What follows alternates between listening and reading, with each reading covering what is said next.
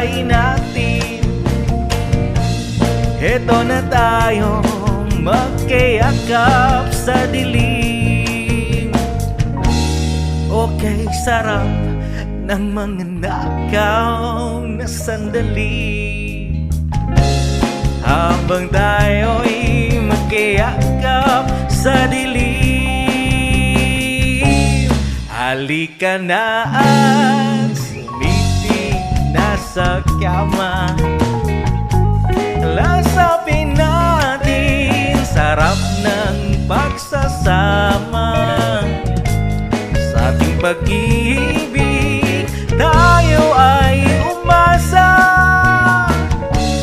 Habang tayo